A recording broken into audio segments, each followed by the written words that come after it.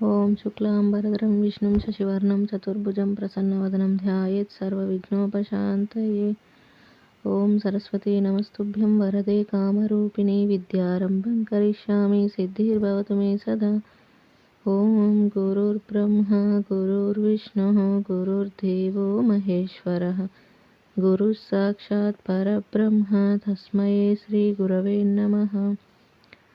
మనం యోగ వాసిష్టం అనే గ్రంథంలో నిర్వాణ ప్రకరణం ఉత్తరార్థంలో రెండవ భాగంలో 14వ అంశాన్ని తెలుసుకుంటున్నాము. అంతఃకరణ శుద్ధి. శ్రీ భుషుండు: ఓ వశిష్ఠ మునీంద్ర, వింటున్నారు కదా. నేను ఆ విధంగా చెప్పుచుండగానే ఆ విద్యాధరుని దృశ్యవృత్తులన్నీ శమించాయి. అతడు సమాధినిష్ఠుడైనాడు. అప్పుడు నేను నాకు వాక్ ప్రవాహంను ఆపి అతనిని సమీపించి మరల అటు ఇటు కదిల్చి మేల్కొల్పడానికి ప్రయత్నించాను. పరమ నిర్వాణ దశను పొందిన అతడు మరల శబ్ద విషయముల వైపుగా మరలనే లేదు. అతడు అప్పటికి పూర్వమే నిర్మలమైన అంతఃకరణం సంపాదించుకుని ఉండటం వలన కాబోలు అంత మాత్రపు ఉపదేశం చేతనే ఆ నిర్వాణమగు పరమపదము లేక బ్రాహ్మీ స్థితి సంతరించుకున్నాడు. ఎంతో శ్రవణ మనన నిధిధ్యాస మొదలైన అనేక ప్రయత్నములచే కూడా లభించనిది ఆ నా కొద్ది వాక్యములు వినినంతనే కలిగినదంటే అతని హృదయ నైర్మల్యం అంతటిది. అందుకే జలంలో పడ్డ నూనె బిందువు వలె శుద్ధ చిత్తం నందు కొద్ది ఉపదేశం కూడా మహత్తరమై వ్యాపించగలని ముందే చెప్పాను కదా. శ్రీ వశిష్ఠ మహర్షి: కనుక ఓ రామచంద్ర, నీవు చిదేక రసస్వరూపుడవు. అట్టి నీ ప్రత్యేగాత్మయందు అహంకారం అన్నది వాస్తవానికి ఉండజాలదు. ఇక అసత్యమగు అహంకారమును భావించనే వద్దు. ప్రశాంత చిత్తుడవై పరమాత్మ స్వభావన వెళ్లివిరియుము. నా ఇంతటి ఉపదేశం యొక్క సారం ఇదే. నా యందు అహంకారంకు చోటే లేదు. అహంభావనకు ముందే సర్వదా అంతటా ఏర్పడి ఉన్నట్టి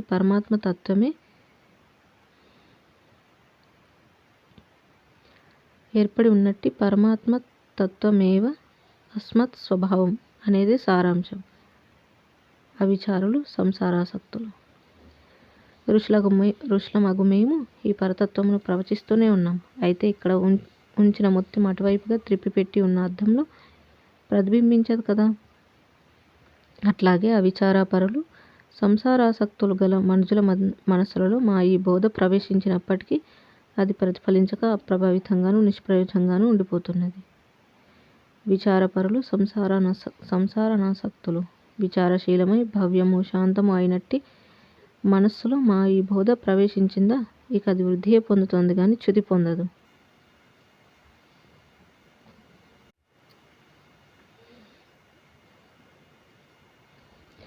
అంతేకాదు, ఇటువైపు త్రిప్పి ఉన్న అద్దంలో ప్రతిబింబించే ముత్యం నూతన తేజఃపుంజాలను ప్రదర్శించుతున్నట్లుగా సువిచార పరుల హృదయంలో ప్రవేశించిన మా ఈ వాక్యాలు తిరిగి మహారణ్యాన్ని భస్మీభూతం చేయగల మహత్తర ప్రదర్శనతో బయలువెడతాయి. అందుకే అవతారమూర్తివగు నీ ముందు మేము గ్రహించిన పరమసత్యమును సుదీర్ఘంగా విశదీకరిస్తున్నాం. ఈ మా సందేశ సారం అవతారమూర్తివగు నీ ద్వారా తరతరాల విస్తరించి లోక కళ్యాణదాయకమగుగాక. మరల భుషుండినితో నాకు కొనసాగిన సంవాదం కొనసాగిస్తాను, విను. శ్రీ భుషుండు: ఈ సంసారం దుఃఖరూపమైనదని ప్రతి ఒక్కరికి తెలిసిన విషయమే. అయితే ఇది బయలువడలేది ఎక్కడి నుండి? అహంభావం నుండే సుమ. అహంభావం నేను అనే ఖండన భావన నుండి, మమత్వ భావం నాది అను ఉపభావము, అందు నుండి ఇదం భావము దృశ్యము అను జగదనుభవం. ఈ విధంగా అహంభావము నేను అను ఖండన భావం నుండి ఇచ్ఛ అనే శాఖలు బయలువెడుచున్నాయి. శ్రీ వశిష్ఠ మహర్షి: శ్రీ భుషుండ మహాశయ, జ్ఞానబలం చేతను అహంకార రాహిత్యం చేతనే మీరు దీర్ఘాయుష్కులై ఉంటున్నారు కదా. శ్రీ భుషుండు: ఓ ప్రియుడగు మునిశ్రేష్ఠ, విషయలంపటులగు మూఢులు కూడా ఒక్కొక్కసారి సుదీర్ఘమైన ఆయుష్ కలిగి ఉండవచ్చు. జ్ఞానులకే దీర్ఘాయువు ఉంటుంది, ఇతరులకు ఉండదు మొదలైన నియమాలేవీ లేవు. అభ్యాసం ముఖ్యం. నిర్మలమైన హృదయం సంపాదించుకోవటం ముఖ్యం. అంతేగాని సుదీర్ఘమైన ఆయుష్ ముఖ్యం కాదు. చిరకాల అభ్యాస చేత ఎవరి అంతఃకరణం శుద్ధమై ఉంటుందో అట్టివారు స్వల్పమైన ఉపదేశం చేతనే ఆత్మ సాక్షాత్కారం పొందుచున్నారు. ఇక దేహధారణ, దేహ విసర్జన అంటావా, అదంతా వస్త్రధారణ, వస్త్ర విసర్జన వంటిది మాత్రమే కదా. శ్రీ వశిష్ఠ మహర్షి: ఓ రామచంద్ర, ఆ విధంగా మేరు పర్వత శిఖరంపై అధివసించే పక్షిరాజా భుషుండ మహాశయుడు నాకు చెప్పి అటుపై ఆ ముక్తాత్ముడు మౌనం వహించాడు. ఆ తర్వాత కొంతసేపైన తర్వాత నేను అక్కడి నుండి బయలుదేరాను. ఆ విద్యాధరుడు నివసించే ప్రదేశం సందర్శించాను. మహనీయుడైనట్టి ఆ విద్యాధరునితో కూడా సంభాషించి అటు తర్వాత నిజాశ్రమమైనట్టి సప్తర్షి మండలం చేరాను. ఆ విధంగా స్వల్ప సందేశం చేతనే విద్యాధరుడు ముక్త స్వరూపుడై ప్రకాశించాడు. ఈ విషయమై నేను ఆ భుషుండ మహాశయునితో సంభాషించి ఇప్పటికే అనగా ఈ కల్ప ప్రారంభానికి ముందే 11 మహాయుగాలు గడిచిపోయాయి. జై శ్రీరామ్. అంతఃకరణ శుద్ధి అనే అంశాన్ని గురించి వివరించడం చూసాం. అది ఏ విధంగా ఈ యొక్క ఆత్మస్వరూపాన్ని తెలుసుకోవడంలో, మన నిజస్వరూపాన్ని తెలుసుకోవడంలో ఉపయోగపడుతుంది అనేది వివరణ ఉంది. ఇక తర్వాతి అంశం 15 బ్రహ్మ జ్ఞానాగ్ని జ్వాల.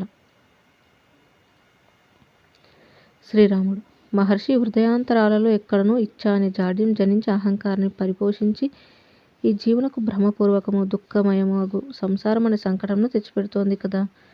అనహం భావనాభ్యాసం చేత ఈ అహంకారం ఎటుపోతోంది?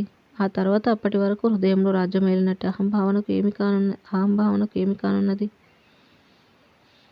శ్రీ వశిష్ఠ మహర్షి: ఓ రాఘవ, అనహం భావనా ప్రభావం చేత సంసార రూపము శుభాశుభ ఫలప్రదాతయగు ఇచ్ఛ అంతఃకరణమును ఉపశమించగలదు. అట్టి అహం భావనాభ్యాస బలం చేత మనుజుడు సువర్ణమును మట్టిని కూడా సమంగా గాంచగలుగుతాడు. అతని సంసారం అంతా ఉపశమించటమే, ఇక దుఃఖం అతని సమీపించజాలదు. నజానే క్వాశు గచ్చతి. ఈ జీవుడు కనుక శ్రవణ మననాది అభ్యాసమును ఆశ్రయించితే కాలక్రమంగా అతని స్వస్వరూపమునందు బ్రహ్మజ్ఞానం అనే జ్యోతిగా వీచి ఉద్భవిస్తోంది. అట్టి శక్తిచే ఈ అహంభావం అనే శిల దూరంగా విసిరివేయబడగా అది ఎక్కడికి పోయి పడగలదు ఏం చెప్పను. బ్రహ్మ సాక్షాత్కార రూపుడగు వీరునిచే అహంభావనే కాదు, ఈ నేను దేహమును, దేహ పరిమితుడను దేహాహంకారం తదితర జగద్వికారములతో సహా కూడగట్టుకుని ఈ సంసార వ్యవహారం అంతా సుదూరంగా విసిరివేయబడగలదు. ఓ రామచంద్ర, ఈ జీవుడు తన యొక్క జడాదాతీత దృశ్యాతీత మనోబుద్ధ్యాతీతమగు స్వస్వరూపం యొక్క ఆత్మతత్వమును ఎరిగినప్పుడే దృశ్య జాడ్యం తొలగుతుంది. తత్వజ్ఞానం లేకపోయిందా ఈ జీవుడు స్థూల దేహంలో ఉన్న, స్థూల దేహరహితుడై ఉన్న, శయ్యపై ఉన్న, వృక్షంపై దాగిన, పర్వతములపై ఉన్న, గుహలో ఉన్న, ఆకాశమందున్న, స్థలమందున్న, స్థూలంగా ఉన్న, సూక్ష్మంగా ఉన్న, సాకారంగా ఉన్న, నిరాకారంగా ఉన్న, రూపాంతరం పొందిన, ఇచ్చటెచ్చట ఉన్న, నిదురించిన, మేల్కొన్న, అగ్నిలో దూకి భస్మీభూతమైన, కమలంలో దాగిన, త్రసరేణువులో దాగిన, ఏదైనా ధరించిన, త్యజించిన, ఎందులోనూ నిమగ్నమై ఉన్న, అన్నింటి నుండి దూరంగా పోయిన, దేనికైనా దగ్గరగా చేరిన, ఎట్టి పరిస్థితుల్లో ఉన్నా కూడా అహంకారం యొక్క నూతనాంకురత్వం ఉండియే ఉంటుంది. కాస్త ఇచ్ఛతో కూడి ఆ అహంకారం యొక్క నూతనావతారం విస్తారమైన సంసారంను అక్కడికక్కడే కల్పించుకొని దర్శించగలదు. అహంకారం ఉన్న చోట ఇచ్ఛ, ఆ రెండింటి మేళవింపు చేత ఆ మనస్సు యొక్క విస్తారం చేత జగత్ పరంపరలు ఒకదాని వెంబడి మరొకటి తక్షణం బయలువెడగలవు. కాబట్టి ఇంతటికి ఔషధం ఆత్మజ్ఞానమే. ఒక చిన్న బీజంలో నుంచి కాలక్రమంగా పెద్ద మహావృక్షం బయలుదేరుతుంది చూచావా. ఇక వృక్షం యొక్క ఘనమైన కాండము, కొమ్మలు, ఆకులు, చిగుళ్ళు, పూలు, పళ్ళు, లేచిగుళ్ళు విస్తారమగుచున్నాయి. అట్లాగే అహంకారం అనే సూక్ష్మ బీజంలో అనేక దృశ్యవృత్తులతో కూడి దేహ పరంపరలు ఏర్పడటం వివేకులు సూక్ష్మ దృష్టిచే గాంచగలుగుతున్నారు. ఈ దేహాదులు వాస్తవానికి ఏమై ఉన్నాయి? ఈ అహంత్వం అను దాని యొక్క అసలైన స్వరూపం ఏమిటి?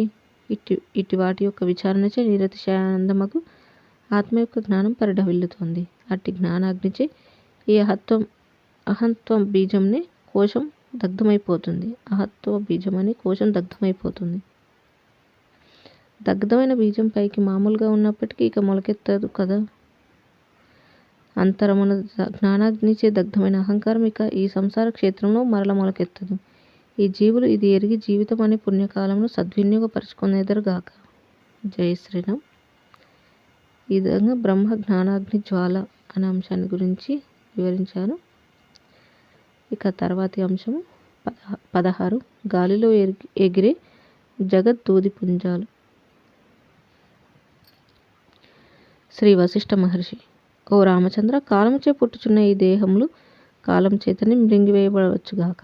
అంత మాత్రం చేత ఈ జీవుడు మరణించుటలేదు, జనించుటలేదు. శ్రీరాముడు: అది ఎట్లా మహర్షి? శ్రీ వశిష్ఠ మహర్షి: అవును, దేహం నశించినంత మాత్రం చేత జీవుడు సర్వనాశనం అగుటలేదు.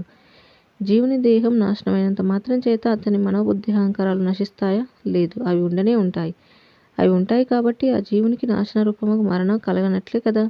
జీవుడు అనగా అతని అనుభూతులు, అనుభవాలే గాని ఈ భౌతిక దేహం కాదు కదా.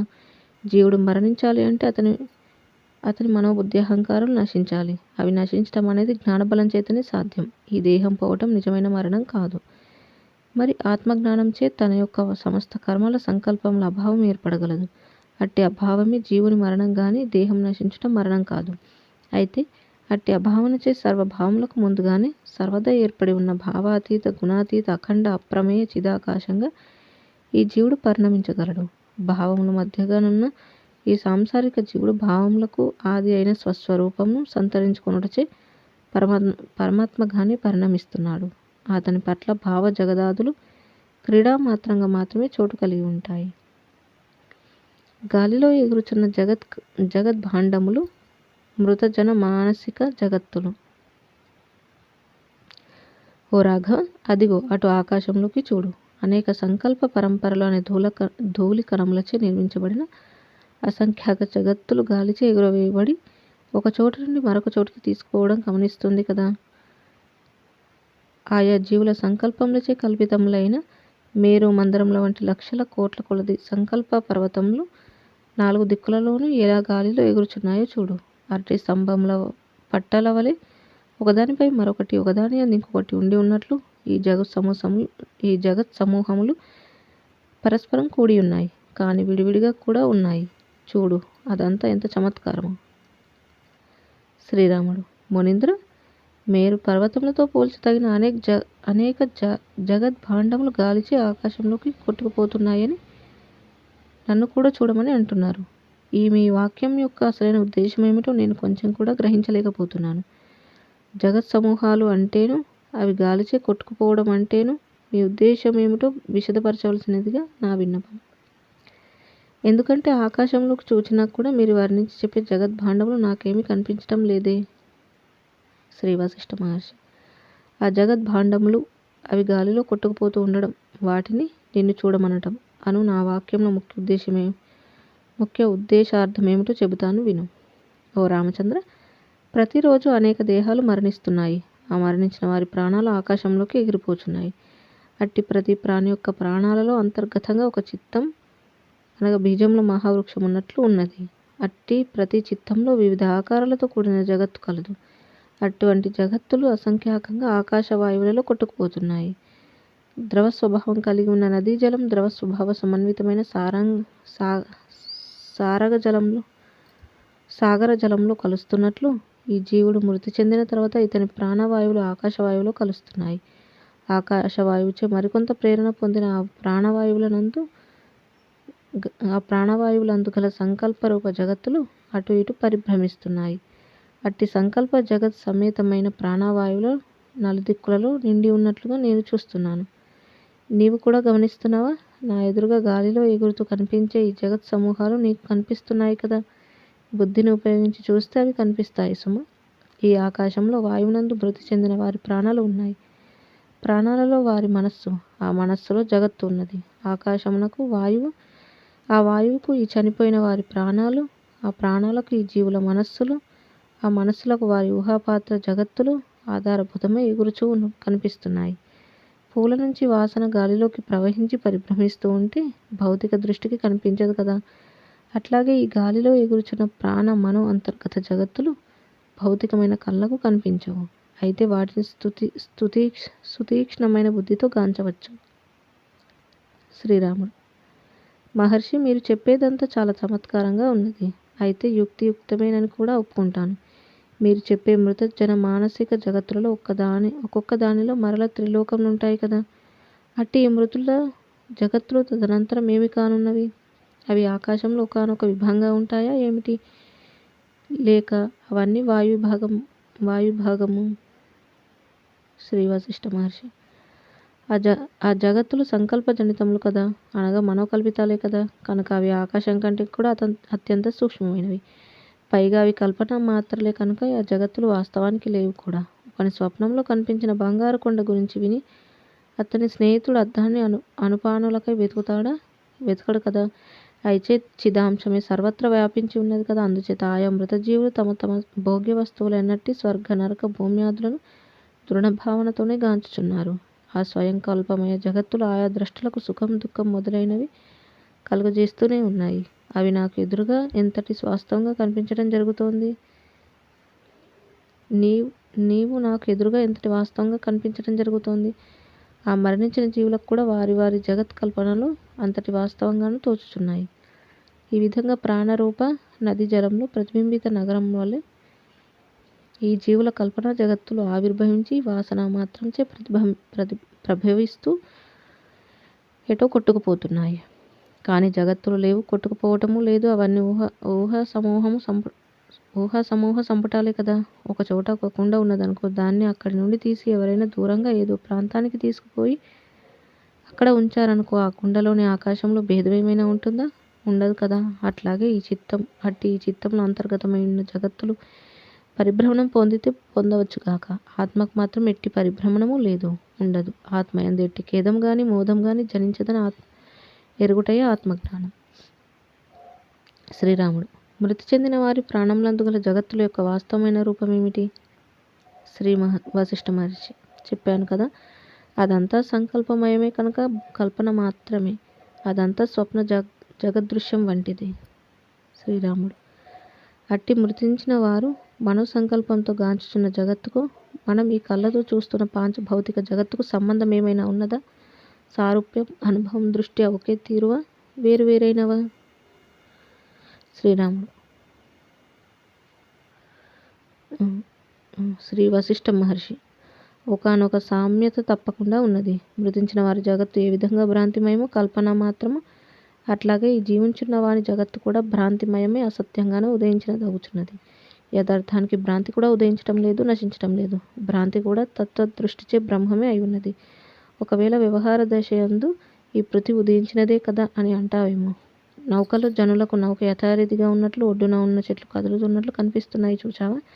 అట్లాగే వాయు ప్రేరితమైన చలనం పొందుచున్నప్పటికీ ఈ భూమి ఎప్పటి ఎట్లా కదలకుండా ఉన్నట్లు బ్రహ్మచైత్ర మాత్రమే అనిపిస్తుంది. పృథివీ యందు ఉన్న ఈ జనులకు పృథివీ యొక్క అనుక్షణిక చలనం ఏమాత్రం గోచరించటమే లేదు. అలాగే ఈ దేహం కూడా. ఈ దేహం ఎప్పటికప్పుడు మార్పు చెందుతూనే ఉండగా ఈ జీవుడు నా దేహం ఎప్పటిలాగానే యథాతథంగానే ఉన్నది అని ప్రతి ఉదయం లేచి అనుకుంటున్నాడు.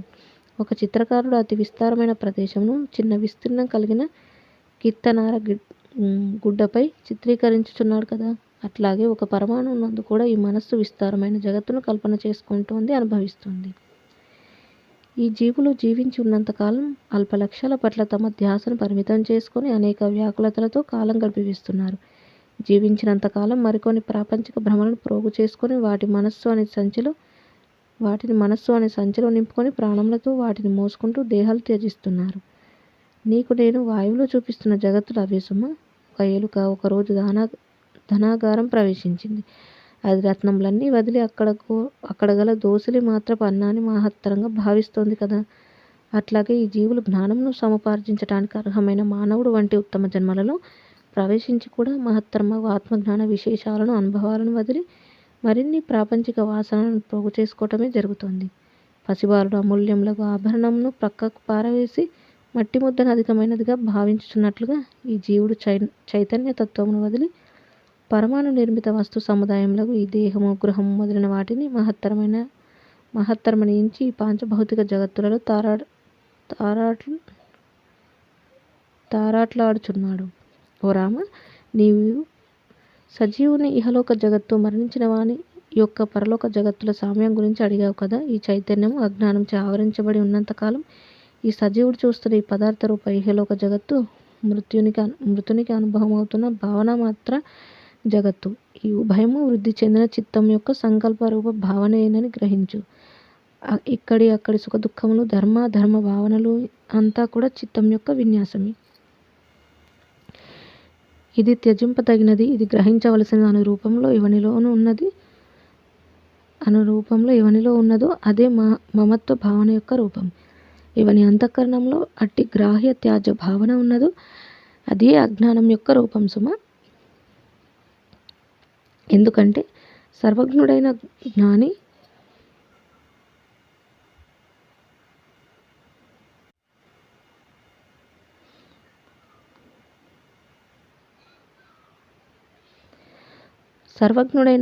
ప్రారబ్ధ క్షయ పర్యంతం వ్యవహార నిమిత్తం కార్య సంరంభంకు సంబంధించిన వ్యవహారత్వం వహించే ఉంటాడు.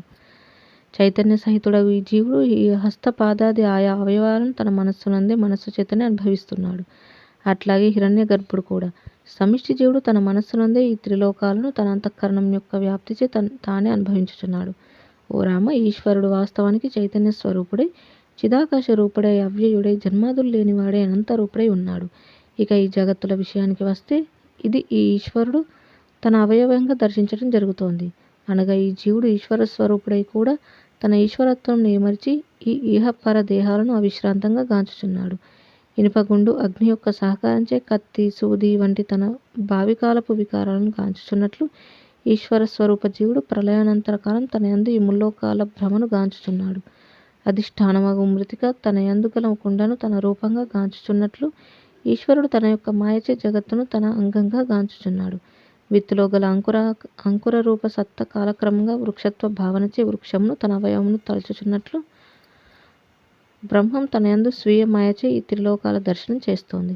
నిజరూపం దృష్ట్యా జడమాత్రమగు అద్దం తన యందు ప్రతిబింబించే నగరంలో ఆయా కార్యకలాపాలు చూపర్లకు చూపుచున్నట్లు బ్రహ్మము నిర్విషయ నిర్మలత్వమై ఉండి కూడా జీవేశ్వర ఉపాధి సంబంధిత దృష్టిచే తన యందు ఈ త్రిలోకాలను దర్శించి అనుభవించుతోంది. శుద్ధ దృష్టిచే తన యందు తానే సర్వదా ఏర్పడి ఉంటుంది. ఇక్కడ కనపడే ముల్లోకాలు దేశకాల క్రియ ద్రవ్య మాత్రాలే అయి ఉన్నాయి కదా.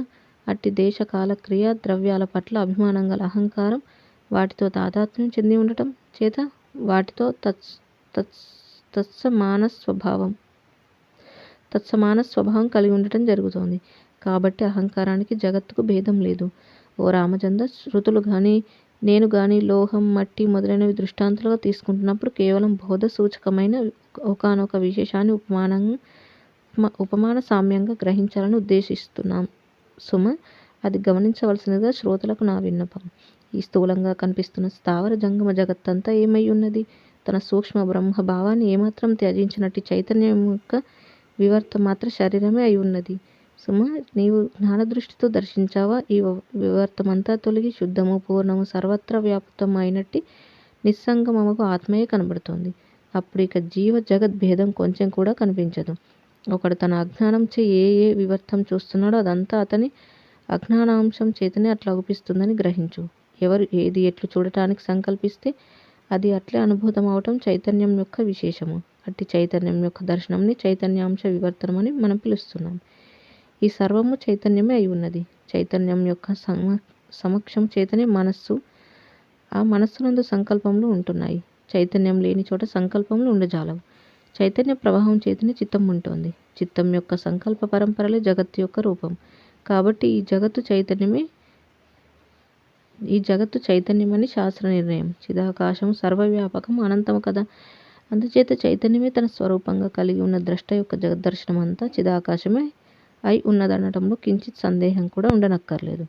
జ్ఞాని విషయానికి వస్తే అతని అంతఃకరణమునకు ఏ వికల్ప సముదాయం ఉదయిస్తుందో అదంతా అతని దృష్టికి ఏమాత్రం ఉదయించనిదే అగుచున్నది. ఎందుకంటే ఈ కనబడే జగద్విశేషమంతా అతడు మిథ్యగానే ఎరుగుచున్నాడు కాబట్టి.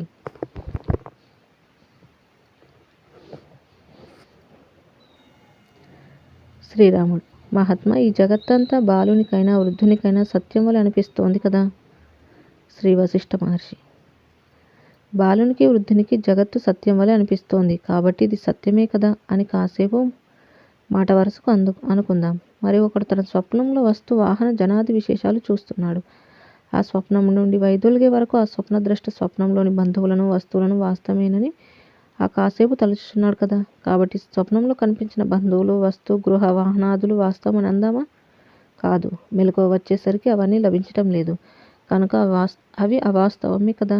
అట్లాగే ఈ చంచల జాగ్రత్తలో అజ్ఞానికి కనిపించే జగదంతర్గత సంబంధ బాంధవ్యములన్నీ జ్ఞానం పొందిన తర్వాత అవి భ్రమయ్య అని తప్పక గ్రహిస్తున్నాడు.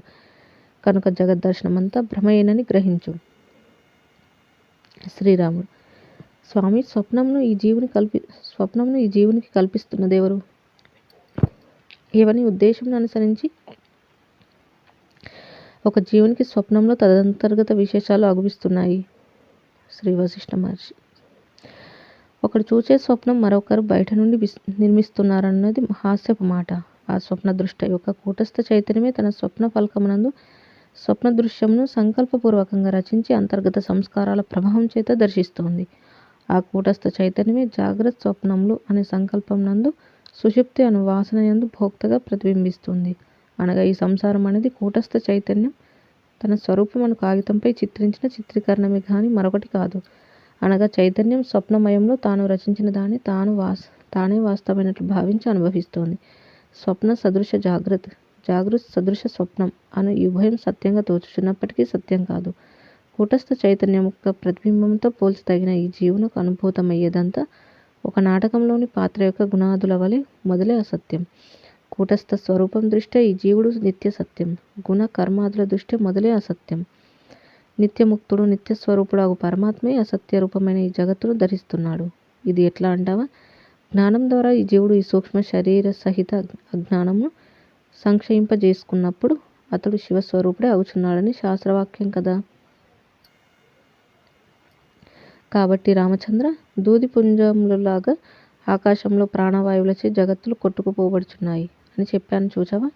అటువంటి వాక్యాలన్నీ అజ్ఞానుల కొరకే, వారి జ్ఞానాభివృద్ధిని ఉద్దేశించి నేను కల్పిత పాఠ్యాంశంగా చెప్పాను. వాస్తవానికి అంతా కల్పన మాత్రమే కనుక జగత్తులు లేవు, అవి కొట్టుకుపోవటం లేదు, అవి అవిద్యమానం అవటం లేదు. నాకు కనబడుచున్నాయి అని చెప్పినవన్నీ ద్రష్టల స్వయంకృత కల్పన విశేషాలని గ్రహించు. ఈ విధంగా చిదాకాశం సమస్త పదార్థ సమూహముల కోశరూపమై సర్వత్రా వ్యాప్తమై ఉన్నది. ఆ చిదాకాశం అజ్ఞాన కారణం చేతనే అనేక బ్రహ్మాండాలు, వాటిలో కొన్ని ఒకదానితో మరొకటి కలియటం, మరికొన్ని వేరువేరై ఉండటం ఈ చమత్కారం అంతా జరుగుతోంది. పరబ్రహ్మం సర్వశక్తిమంతమైనది. తత్కారణంగా ఈ బ్రహ్మాండములన్నీ అనంత రూపాలై అనేక కార్యారంభాలతో కూడుకున్నవై ఉంటున్నాయి.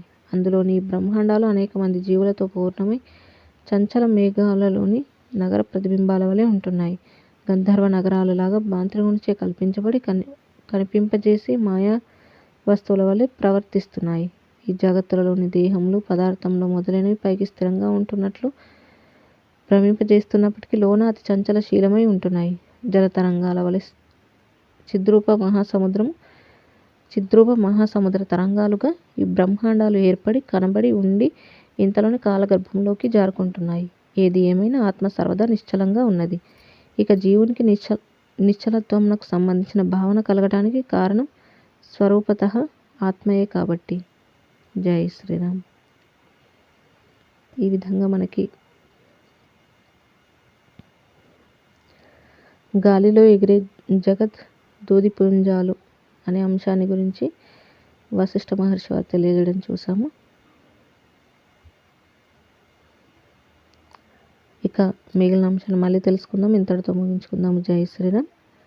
కాయేన వాచా మనసేంద్రియైర్వా బుద్ధ్యాత్మనా వా ప్రకృతే స్వభావాత్ కరోమి యద్యత్ సకలం పరస్మై నారాయణాయేతి సమర్పయామి.